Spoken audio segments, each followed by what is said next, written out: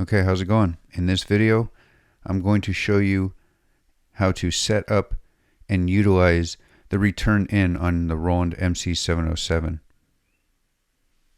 For this demonstration, I will be using the Roland TR-8S, and I will be sending its mix out back to the Roland MC-707 return in.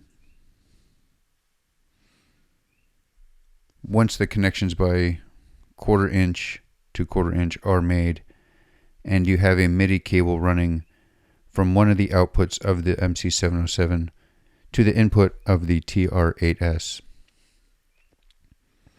This will come in handy when assigning all your pads to the instruments of the TR-8S. The first thing you are going to do is you will hold Shift and press Input to go to your input settings. This is generally where you would set your looper recording settings.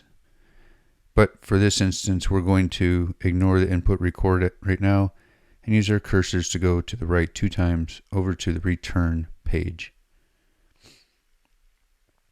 In this page, C1 will dedicate to the position. C2 is the level of your return coming back in. I suggest just cranking up to max and adjusting on your TR-8S to get the best sound, and choosing if it's stereo or return. Now the position is where you want the sound from the return to come out of. By default it is off, but you can assign it to PC, and you can send what comes into the return out the USB channel, so to PC. You can send it out any of the tracks 1 through 8.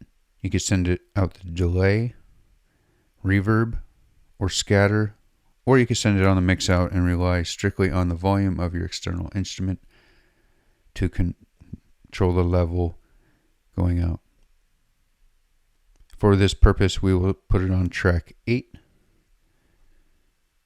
Once you have your position set and your volume and level set, exit out of that.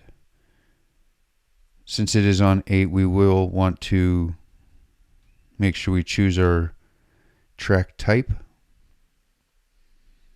If you are using a drum machine like I am with the TR-8S, you will want to pick a drum track for the drum type. You can also go with the drum plus compressor and run an external drum machine through a nice set of 6 compressors. Very handy. Or if you're running an external instrument like a synthesizer, then you would set it up as a tone track where you have keyboards so you can control whatever's coming into the return in. Since we are using a drum machine, we are making a drum track. So the next setting you will want to do is press Shift and then press Select for your track settings. You want to set your track MIDI. You will cursor over from General over to MIDI and make a few changes here. This is where you'll decide which MIDI out is going to the instrument that is coming back on the return in. If it is MIDI out 1, you will turn that on. If it is MIDI out 2, you'll scroll down to it and turn that one on. You can use cursors to select up and down, and then C4 to change the settings. You can also use C3 to scroll if you prefer to do the two-handed knob method. It will make things go quicker, but 1 is always just fine. Anyway, the TX is your sending of MIDI out of each of these ports. I am sending it out of MIDI out 2, so I'll turn that one on. The MIDI USB is out. I don't have MIDI connected. I'll turn that off. And you want to make sure you're sending MIDI note data. Turn that on if it is off. The rest is not important right now unless you want to do control changes and program changes through this track. Control changes, you'll be able to do these 80, 81, 82. And program changes can happen when you set it up to change scenes. You could change a pattern on your external instrument. Or if you're in track mode in the home screen and you're changing clips in clip mode, it will change or send signals out to the external instrument. those don't matter now. Just make sure you're sending MIDI out to the proper output from that track. Now that you have that, exit out of that. And if you haven't done any MIDI channel programming on this yet, you will have to make one more kind of global menu. It's in your Shift knob assign button, which is your utility menu. It's a handy one to remember, quick to get into. The first thing you're presented with is the system settings where you want to go. Simply click enter or press the C4 button. From here, you will probably be in the control tab, cursor over to the right one for MIDI settings, and then use your C3 to scroll through your settings and C4 to change the settings. First thing, keep your MIDI sync on auto unless you have a more elaborate setup. This is just one instrument. This is it where you'll decide if you want to send that MIDI sync, tempo sync out 1 or 2. Make sure those are on. And if you're going to send it out USB. If you want to receive start and stop, you'll want to keep these on. If you don't want to receive start stop from another instrument, then you will leave these off. Right down below, it's where you want to pay attention. This is where your track channels are. Tracks 1 through 8 have the MIDI channel 1 through 8 corresponding with them. I'm simply doing channel 8 for the also simple reason that I don't have to change it to anything else. On the 707, I'll leave it at 8, and then I can change the MIDI channel to channel 8 on the TR-8S. You'll do so by going to your utility menu and then to the MIDI setting like so.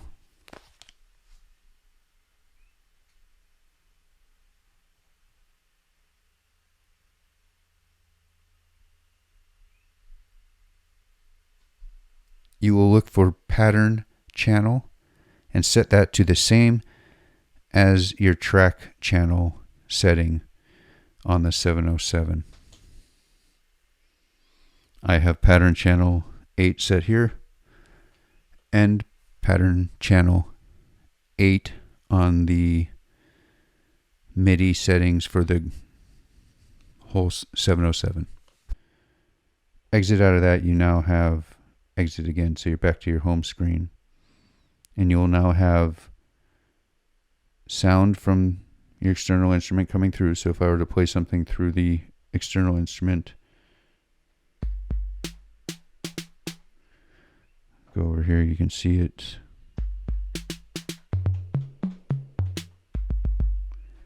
That is sound coming from the channel 8 of the MC-707. You can see it down here in the corner. Your volume right there. Now, with that in mind, you can assign all the instruments on the TR-8S to the pads and play them out on the 707. Not only can you play them out, but you can sequence the TR-8S from this by putting the TR-8S in instant or instrument record mode. And when you push play, simply playing out your beats, it will record it on the TR-8S. It will also record sequences on the 707 and use the external instrument like the TR-8S as a sound module. And you get the added bonus of being able to use the record or looper track to take samples or loops off of your external instruments. Now, before we get into the sampling and recording of your external instrument, let's get into setting up the pad quickly so you can control everything. I have it set up. I have it set up. The bottom 5, top 6 are my 11 instruments across. So if you look at the TR-8S and I play the bottom left pad on the 707,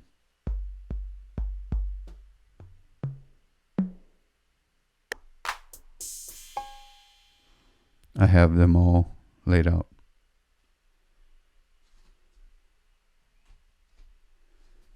Now to do this, there's nothing you need to do on the 707 because the pads are sending out certain MIDI numbers, 1 through 28. I've logged them down, and in the details of the video or description of the video, you can find what each number is for each pad. You go to your TR-8S, and then in your utility menu on the MIDI category, right after your two pattern and kit channels, you come to Instrument Note. Hit enter, and you'll see, if you hit enter, you will see you come to the instruments list. You should be at bass drum, and it will give you an instrument note or a number. From there, if you hit enter, you will be able to press the instrument button down here and change your assignment to whatever the number needs to be.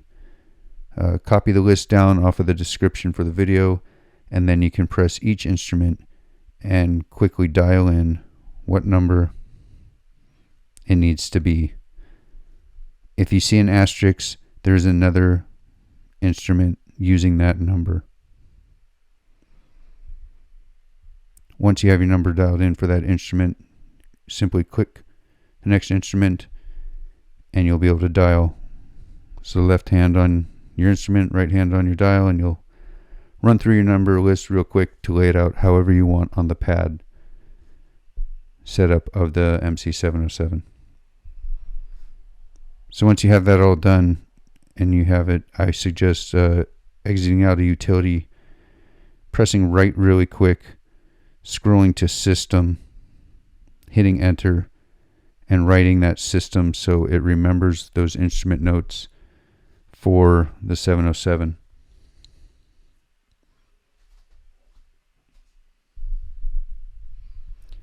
Now that you have it all mapped out and all velocity sensitive, and one side note real quick tip, notice that sometimes you got to hit pretty hard to get your max. If you like the velocity sensitivity, hold the note button now on for pad mode, and your up and down arrows, you'll see to do a pad gain, so you won't have to hit quite so hard for your velocities. So the last was at a 10, now we're at a 50. Take it up to 100, I barely have to. It quickly rises and gets louder. I've liked 30 so far, just that way when I get harder hits, you feel that velocity. A nice plus over the non-velocity pads of the TR-8S.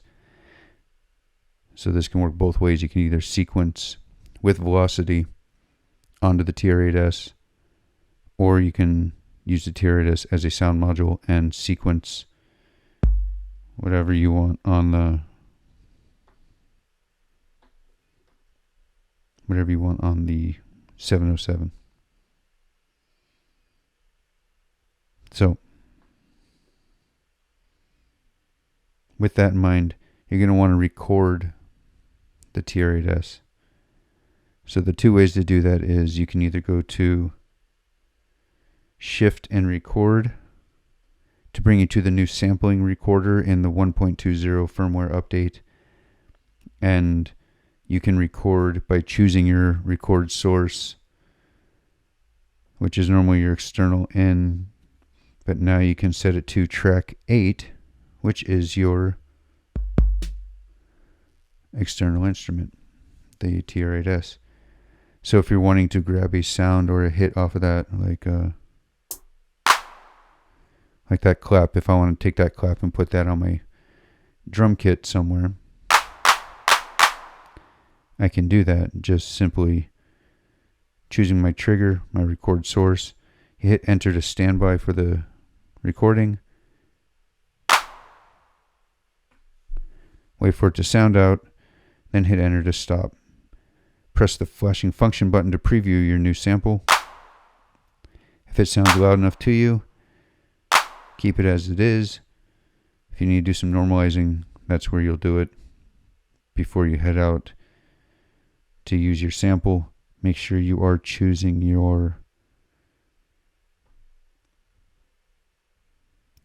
track that you want to assign the sound to. I have a drum kit over here. We'll take it over here and find a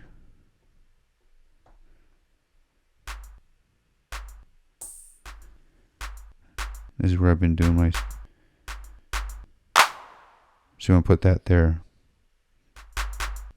So now that I've tapped it and I've selected the selection or the track, you'll see it says load clip 1.1 and you're up there. So once you're ready to export it, simply hit enter. It will tell you it's writing and then loaded.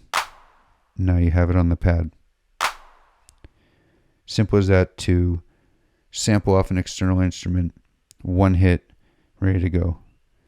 Once you're done with that, you can exit out of it. Now another way to do this is to choose a new track and make it a looper track. With a looper track in mind, you will be doing the recording of, here's where you want to make sure that you have your measures. If you want to do 2 measures, the source, we want to make sure we're recording from 8, track 8, and then back out of that, and know that when you hit play, since it should play on the other instrument as well because you are sending the start stop, it will record 2 loops of it.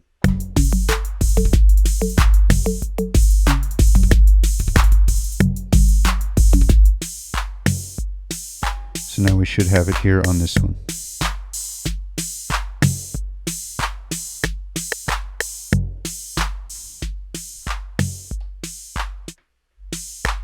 On your looper track. Sorry, this was the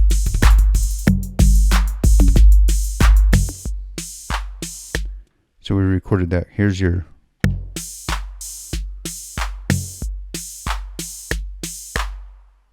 that's just the TR-8S's simple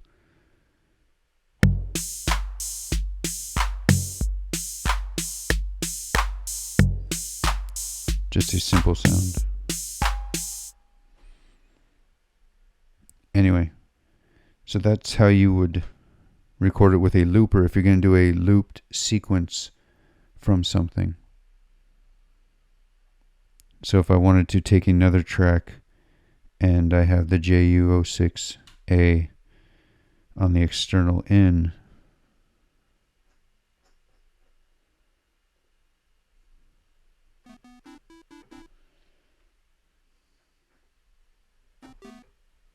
so there it is right there.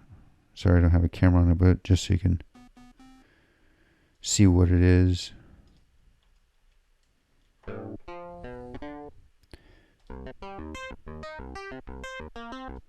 So that will be just a basic sequence off it. Now I could go to a new track, choose my input, shift input. You want to make sure you're now recording the external in, which I have set up for the JU06A. Set that up there. You're going to record just one measure of this one. Since it's only a 16-step sequencer, you might as well just catch one measure unless you're going to do some tweaking of the sequence over time, like a filter change or something else. But for the sake of this, we'll do one measure and show you how it cuts it perfectly. Exit out. Press record. Make sure you're arming your looper track. And make sure your volume coming in is in. And then hit start. As soon as it captures it, it stops from the red blinking and goes back to its track channel. So now we have this clip playing right here. We can listen to it play back without the playback of the external instrument. You'll see we'll turn that all the way down. Play this back. You now have that.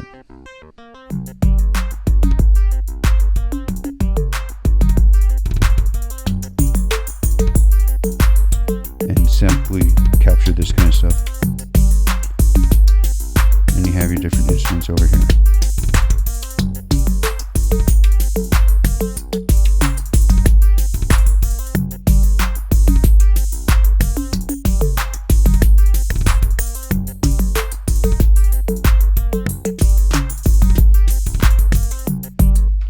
So you can see how easy it is to grab things off your external ends and set up your two MIDIs and use the return as another input. It allows you to play it here. You can capture your sounds off it, and if it's a drum machine, and play them, record it in, put them right on here. If you have an external machine that has a loop you like, you could capture it in the looper, and then sure on the looper menu you can go to your edit and edit your loop. Get scales, lengths, and stretch points. It's still the basic looper edit, but it captures good loops, so you shouldn't have to do a lot of stretching as long as you have it tempo synced and everything ready to go. It unfortunately doesn't have any boosting, but it should be good enough for the function. You can, I believe, choose your external. You could record, if you have perfect loops, with a sampling recorder and chop it up if you want to do it that way. But the looper does capture the perfect loop that you're setting as long as your external instrument is set to sync. I could ramble on more and more about this, but I think you guys get the idea of using your return with an external instrument for capturing sound, for playing along, and with the new additions of program changes and control changes, you can change patterns and scenes together between the MC-707 and your external gear. Be sure to hit subscribe at the bottom, and always leave a comment. I'll answer back to any questions you guys have to the best of my knowledge. And as always, thanks for watching.